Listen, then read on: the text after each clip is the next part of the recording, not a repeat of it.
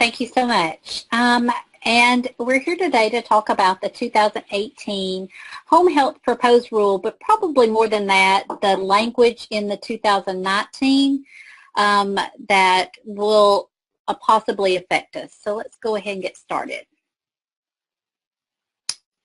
So just some major points in the 2018 proposed rule.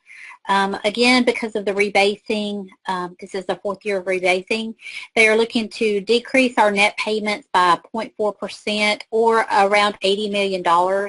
This does include a 1% update to current rates that the MACRA, or the Medicare Access and CHIP Reauthorization Act, mandated. There also will be a 0.5% reduction due to the sunset of the rural payment add-on. So that rule goes away as of January 1st. So those episodes that we were getting the rural payment add-on for those rural areas will no longer receive that as of January 1st, according to the proposed rule. And then 0.9% for estimated case mix growth from 2012 to 2014. So again, we've had case mix adjustments. There's also, for those states that are value-based purchasing states, been some proposed changes.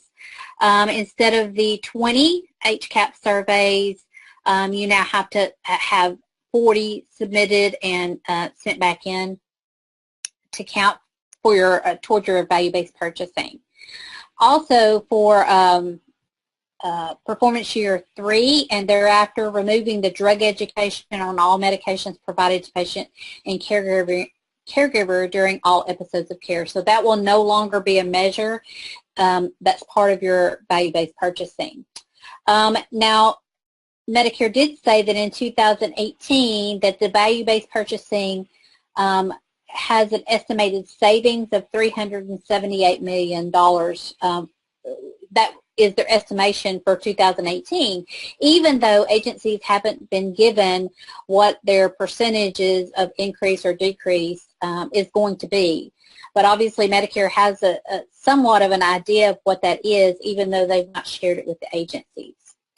Now also in this proposed rule, they said in 2019, because of the quality measures that they're looking to get rid of and some OASIS items that they're looking to eliminate, that it will be a $44.9 million in savings for agencies in calendar year 2019. Now, that being said, they're replacing some of those OASIS items, or proposing to, with other OASIS items. So I don't know if that's really the case or not, but that's what they, CMS is estimating will be savings for agencies. So let's talk a little bit about, you know, we all feel like we're cut and we're cut and we're cut. How much more can they cut? Well, the bulk of this presentation is going to be on the proposed rule for 2019, because basically we knew about most of the cuts that were happening in 2018, the rebasing, the case mix adjustment, which they've done for years now. So there was really nothing spectacular in the 2018, but in the 2019, it will be spectacular. So let's take a look at what they're looking at. And just like everything else, just like ADRs, just like everything else, they're looking at your data. And that's what they make their determinations, even on payment systems and payment recalculations. They're looking at your data that you've submitted. So the first thing that I have here is the average payment per episode, and it's the percent of episodes and the average payment by the number of therapy visits. So we all know that therapy drives a lot of our reimbursement. So they have concerns about this, and they're looking at maybe redoing that model that we'll talk a little bit about later.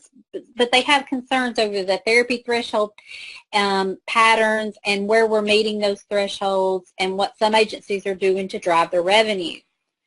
So as you can see, since PPS started, the pattern of therapy has increased while the pattern of nursing and aides have decreased.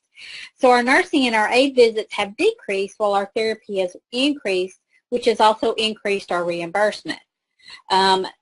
the figure from the study demonstrates that the percentage of episodes and the average episode payment by the number of therapy visits for episodes with at least one therapy visit in 2013 increased sharply in therapy provision just over